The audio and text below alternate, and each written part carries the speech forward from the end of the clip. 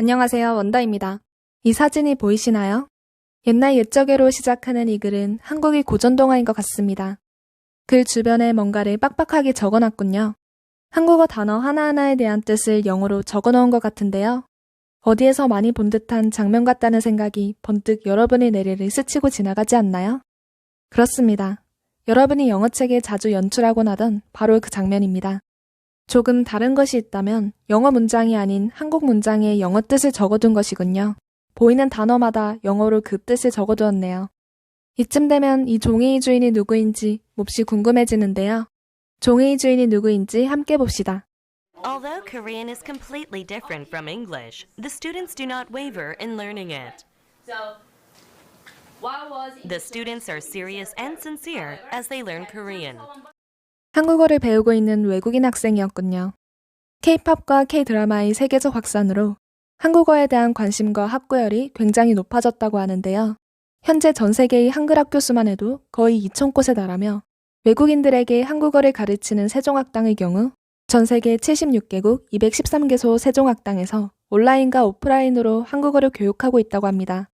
또한 웹사이트나 유튜브를 이용해 한글을 배우는 외국인도 상당히 많다고 합니다. 구글 트렌드에 따르면 지난 5년간 한국어 검색 총량이 약 3배 수준으로 증가했다고 합니다. 조금 전에 본 것처럼 미국의 경우 고등학교에서부터 한국어를 제2 외국어로 선택하는 학교가 점점 많아지고 있습니다. 안녕하세요. 안녕하세요.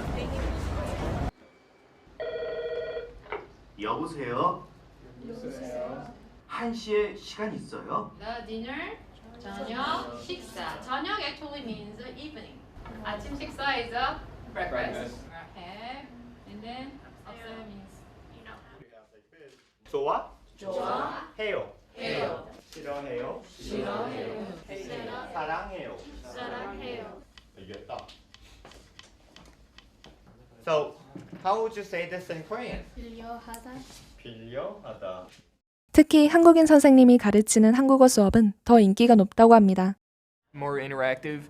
Regular teachers, they just tell you what to do, they expect you to do it, and if you need help, you raise your hand and ask for help. But she comes around all the time just saying how we are doing, and even gives us prizes if we do like little board quizzes and whatnot for vocabulary. I call her my mom pretty much. She's like a second mom to me. And she's like the sweetest person I have ever met. I went to Korean club. I really loved it. I enjoyed it. And so she decided she was starting Korean class. And I'm like, okay, I love it. So I decided that, yeah, I really like Korean culture. And then I like learning the language. And hopefully I can use that someday. 또한 대학의 경우 대학생들이 가장 많이 수강하는 외국어가 한국어라고 합니다. 위 그래프는 미국 현대언어학회의 조사 통계인데요. 미국 대학에서 1,000명 이상 학생들이 배우는 언어만을 대상으로 조사한 통계입니다. 한국어를 배우는 학생이 플러스 95%로 가장 많이 증가했음을 알 수 있으며 이탈리아어가 마이너스 27.4%로 배우는 학생이 가장 많이 줄었음을 알 수 있습니다. 미국 대학의 외국어 수강생 수는 해가 거듭할수록 계속해서 줄고 있는 추세라고 합니다. 전 세계의 거의 모든 곳에서 영어로 의사소통이 가능하기 때문에 굳이 힘들게 외국어를 배울 필요가 없기 때문이죠. 하지만 이 그래프처럼 한국어를 외국어로 수강하는 학습자 수는 큰 증가세를 보이고 있습니다. 10년 전보다 한국어 학습자의 수가 95% 이상이나 증가해 현재 10대 외국어 가운데 한국어 학습자의 증가율은 가장 높게 나타나고 있죠.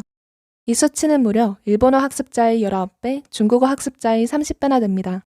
한국어를 배우는 외국 학생들이 과거보다 상당히 열정적인 이유는 K-팝과 K-드라마와 같은 한국 문화의 확산으로 인한 한국 언어 자체에 대한 동경 때문이라고 합니다. 2014 with EXO, and I just really liked the music. Was so different. It had nice pronunciation. Even though I didn't know what they said, I really liked the pronunciation. So I kind of searched the lyrics, and then I studied that, and then I really wanted to study Korean. My friend introduced me into K-pop music during my freshman year, and after that I became really interested in the culture. So I had been studying the language and the different cultural aspects of Korea since my freshman year, and I thought it was really interesting, like the hanboks and all the different ceremonies and the Solal just came up, and I was really excited about that. And I actually have a pen pal that just came to America. His name is Sangmuk Lee, and he's been telling me all about living there.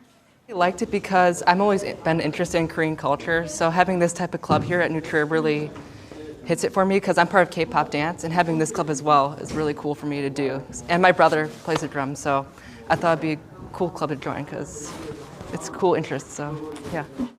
또한 외국에 진출해 있는 한국 기업들 때문이기도 하다고 합니다.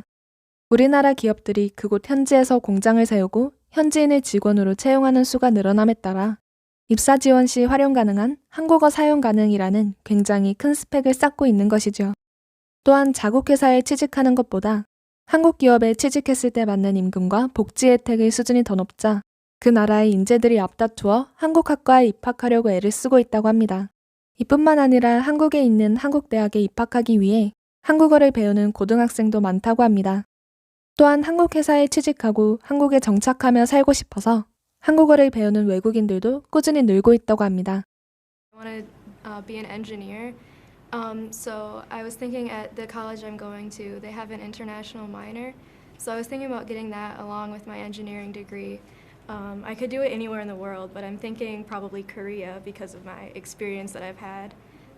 So I'll continue learning Korean in college and then also study abroad there. And then I hope to someday maybe work for like Samsung or like Hyundai or Kia or one of those companies. Then the idea came up of what about it as a possible language? And quite honestly, I was all for it.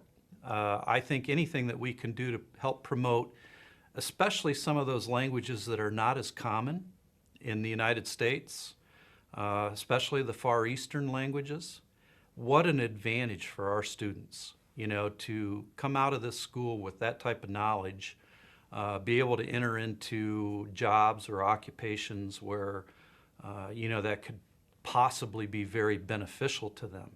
So I was very open to the idea, and it has been just a fantastic opportunity for many, many kids.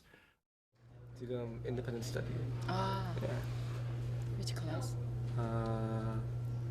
Challenges of American national security. Oh. Online. My brother actually learned Korean first, and I had his textbooks, so I decided to learn on my own.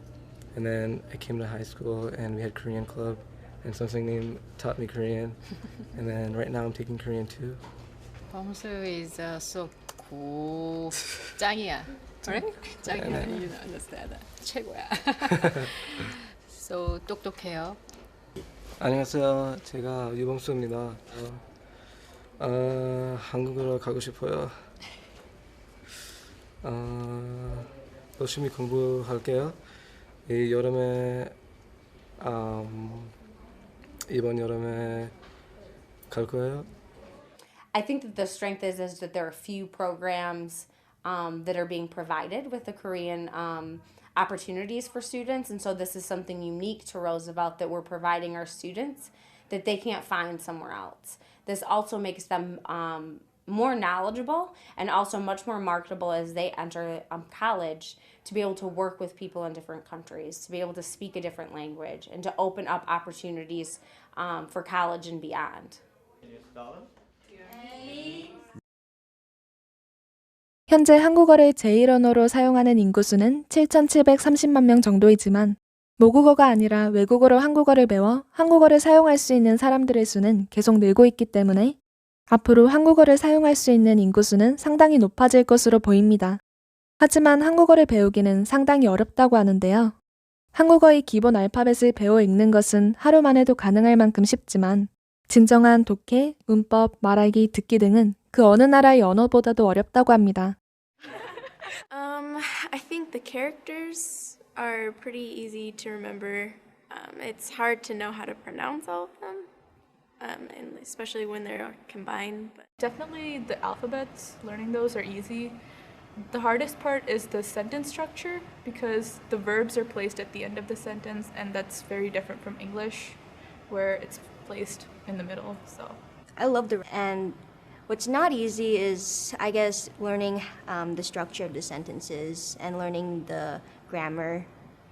But it's it should all come to me at some point. Good here, yeah. It was like at first it was kind of hard, and then after you start to learn the letters, you get used to it and it gets pretty easy. Challenging part is remembering it, and the easiest part for me is to read it. I could read it very well, but when it comes to memorizing each meaning, it's kind of struggling a little bit. 그 이유는 한국어가 비교 언어학적으로 고리보이기 때문이라고 하는데요. 이 말은 한국어와 비슷한 언어는 오직 한국어밖에 없기 때문에 배우기가 어렵다는 뜻입니다. 언어 형태학적, 즉 문법적으로 보면 교차거에 해당되어 일본어적과 근형관계로 볼 수 있지만 비교 언어학적으로 보면 한국어와 비슷한 언어는 세상 어디에도 없다고 합니다. 인도 유럽어족의 수많은 친족 언어들은 갈래가 비슷해서 서로 배울 때 고생이 덜하다고 합니다. 몇몇 언어는 사투리 수준으로 비슷하다고 하는데요. 프랑스 사람이 이탈리아어를 배울 때는 함경도 사람이 전라도 말을 배우는 수준의 노력만 하면 되는 것이고 어려워봤자 서울 사람이 제주말 배우는 정도라고 합니다. 하지만 한국어는 비슷한 언어가 없기 때문에 한국 사람들이 외국어를 배울 때 상대적으로 다른 나라 사람들보다 더 고생하게 된다고 합니다. 이는 전 세계 사람들이 한국어를 배울 때 상당히 고생해야만 함을 의미합니다. 그럼에도 불구하고 한국어를 배우고자 하는 외국인들이 점점 늘어나고 있다는 것은 믿기지 않을 정도로 한국의 영향력이 커져가고 있다는 뜻이 될 것입니다. 여러분의 생각은 어떠신가요? 시청해주셔서 감사합니다. 원다였습니다.